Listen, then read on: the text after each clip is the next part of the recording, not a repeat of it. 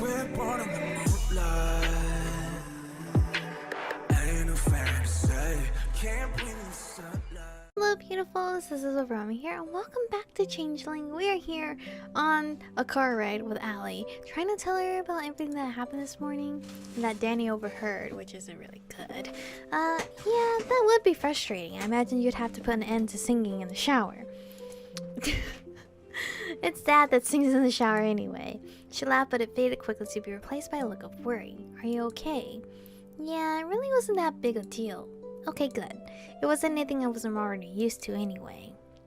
When we reached the school, Allie went straight to the office as she always did. Thanks to her extra credit set up with school admin, I always ended up with a bit of free time before class started. I headed up this club room alone. At the very least, arriving early meant I had time to do a bit of research before class. I paused on the bottom flight of stairs, looking up. To be honest, I was still feeling a bit guilty about the argument with Spencer. Spencer started it! But I'll still apologize to him for calling him crazy. Before going up, I pulled out my phone and quickly texted Spencer. He can ignore me, it's like whatever. I'm sorry I shouldn't have said that. I didn't expect him to answer, but it made me feel better to send it. I could have pointed out that he should stop accusing me of everything under the sun and acting like I was some sort of supervillain in disguise, but I really just didn't want to start another fight. It really wasn't worth it. Why did it turn dark up here?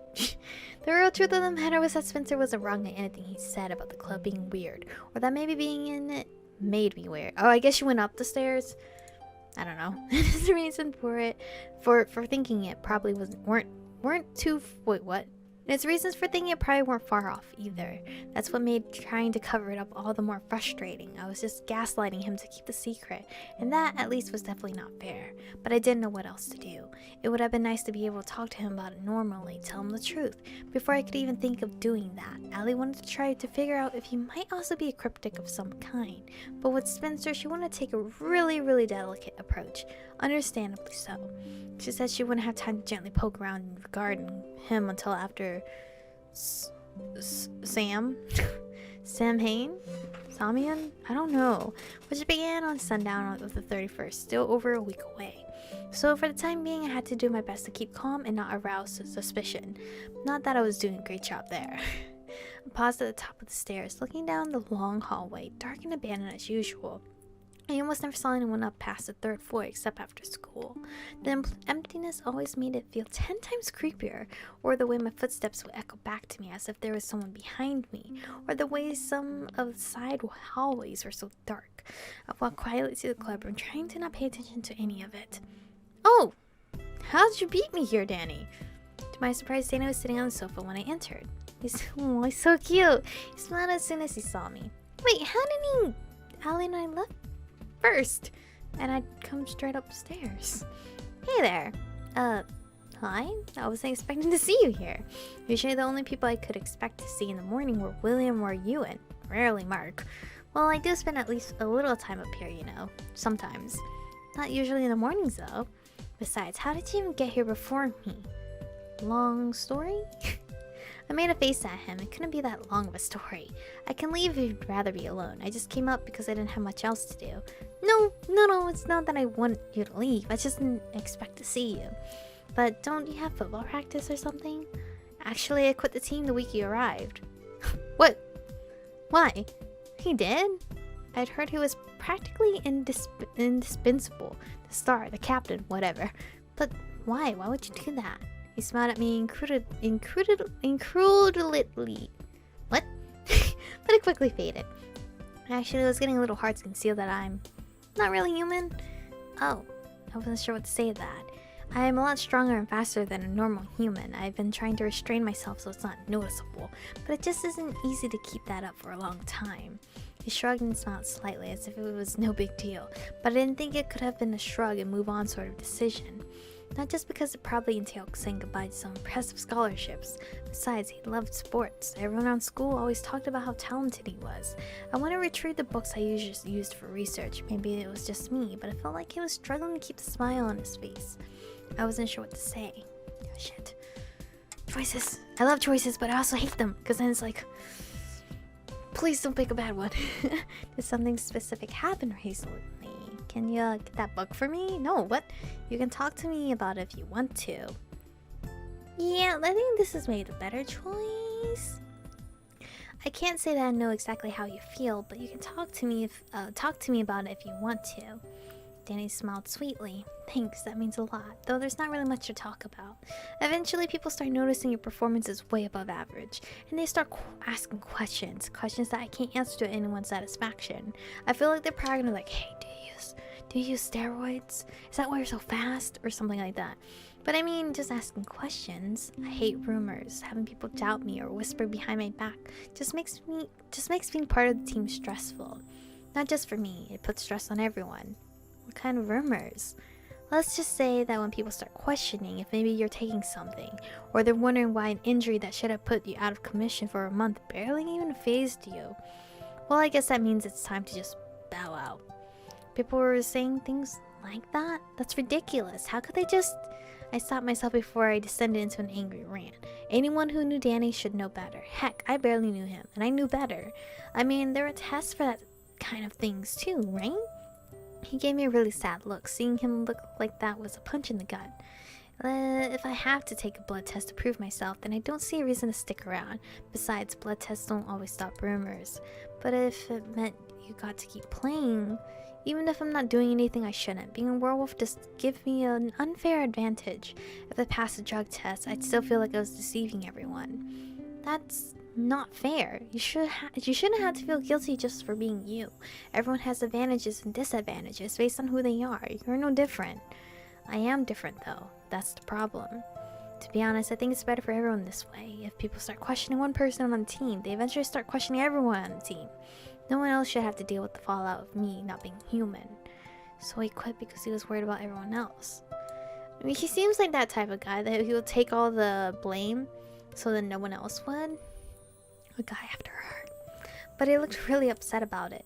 I carried my books to the sofa, wishing I knew what to say to him. I couldn't imagine how he felt. The whole thing wasn't fair at all.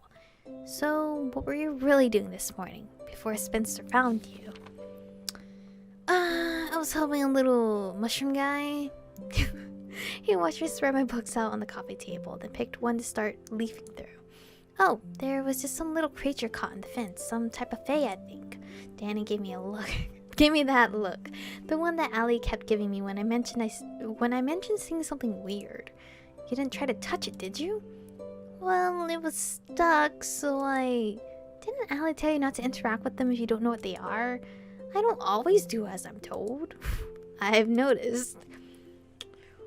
Your girl's a rebel. Can you blame me? I can't ignore them if they're right in front of me, you know? I can see them, I can hear them. If they need help, it feels natural to help them. He sighed and knew that yet another lecture was coming. I know you want to help them, but not all of them are friendly, and Faye can be tricky. I know, I'm learning. I offered up my book as evidence of said learning. Some fae are really dangerous. I know, I just don't think of danger when I think of fairies, usually. Their system of morals is so different that it can be hard to understand their motivations, which is all the more reason to avoid them if you can. Well, hopefully this was not an oopsie. Then maybe this mushroom man will be like, really happy I saved him. I don't know. It's really easy to offend them by doing totally normal things, or to open yourself up to be taken advantage of because you've unwittingly given them permission to do it. Look at the thing living in your house. Its pranks are pretty innocuous. Word. But you can't even figure out how Spencer made it mad, and they can stay angry for years. You seem to know a lot about them. Not a lot, but I've done a bit of reading. He leaned a little closer and glanced at the door. To be totally honest, I found Brenna almost impossible to deal with at first. I had to do some research just for the sake of my sanity. Yeah? What's her deal anyway? Well, she's a Sid? I don't think I'm supposed to say Sidhi. I don't think. Maybe it's Sid. Some kind of cat fairy. Okay, that sounds scared the living shit out of me. More cat than fairy, if you ask me. Allie had called her Catty. I hadn't realized she meant that literally. But hearing Danny say she was a cat fae of some kind definitely connected the dots. Brenna was just really odd and mercurily? She could be pleasant one minute, then evil the next, then completely aloof a few seconds later. The only person she seemed to unconditionally like was Elliot, who she really called Momo. I was just glad I didn't run into her often. Anyway, speaking of research, how's it going? It could be going better. I was hoping to answer a few questions I have about myself. Spencer, past events, the same old stuff. I haven't turned up much. Seems like a pretty difficult subject. No kidding.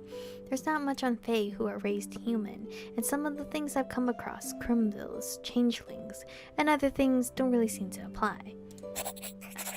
I guess she's like writing stuff down? Because that scared me earlier. I mean, I hope they don't, because then it would mean I'm part of some human body snatcher scheme or something. And that's just too distressing to think about. Not to mention the other implications of me not being me, and yeah, busy stuff. Anyway, some of the things I like to find answers to are kind of hard to cross-reference. Well, if you ever need a study partner, you can always just let me know. I'd be happy to help. He gave me a sheepish smile and shrugged slightly. Not that I think I'll be a huge amount of help, but 2 sets of eyes are better than 1, right? Definitely, but don't offer unless you're willing to have me take you up on it, because I definitely will. I'd never. He pulled a book across the table and opened the cover. So, what exactly do you want to find? I literally have a list. I dug in my book bag and pulled out the journal where I'd been keeping notes. He held his hand out for it, but I shook my head. You won't be able to read it. He gave me a questioning look. I opened the mostly blank book and held it up for him. His brow creased as he looked over the page. What language is that? I made up one? Spencer and I made it up when we were little. Well, mostly I did. You mean a twin language or a crypto something, right? I don't remember the name. Cryptophasia? Yeah, I thought those were just spoken. Oh, they are usually. I made up the alphabet much later. We used it as code for a long time. But after we moved, Spencer stopped using it. He said he forgot it. So you're keeping your notes in this. Seemed better than my family stumbling on them and wondering what the heck it was all about. Makes sense. So what's on the list? All in relation to fairies or being fae, people going missing, amnesia, non-visible injuries, losing vision, stuff like that. There were also a few new additions like sleepwalking, but I didn't mention that part to him.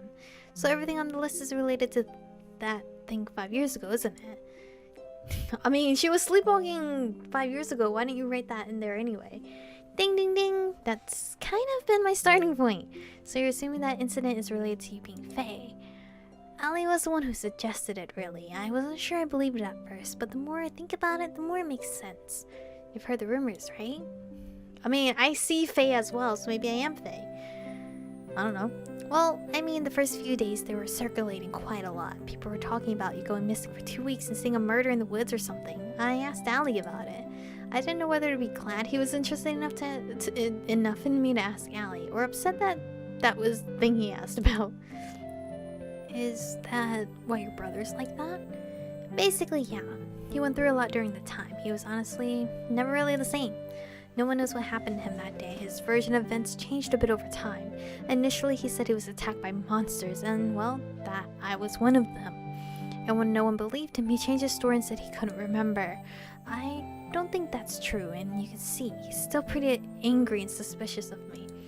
Even now, probably more than ever. I mean, maybe he really was attacked. Maybe it had to do with me. Maybe I did it, and that's why he... I trod off and shrugged helplessly and looking away. I don't know why I'm bothering to look into it. It's not like it'll change anything. Sometimes I guess it's more about peace of mind and closure than changing things. Yeah, I guess so. But I still wanted to think it was fixable, even if I was telling myself it wouldn't be. All I felt like I was actually doing was confirming his suspicions that I was some sort of freak, though. Hey. Then I nudged my arm and I looked up at him, sorry. He was setting my face with a weird expression.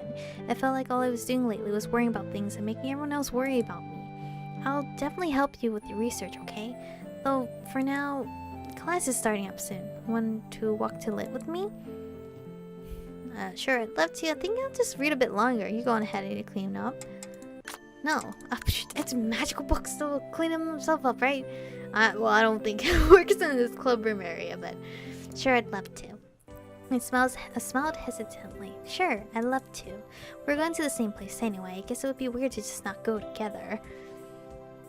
And this is where we're gonna end the episode off. Technically, I could have just ended it off where, before I made the choice. But whatever. We're gonna walk with him, because we need the good route. I don't know if there's, like, best route, good route, bad route, or neutral route, normal route.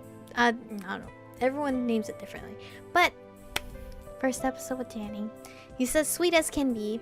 We learned that he no longer is in the football team, so I can't call him. I can't flaunt that I'm dating the football captain. It's fine. But anyway, thank you guys for watching today's episode. Stay beautiful, and I'll see you guys in the next one. Has to wonder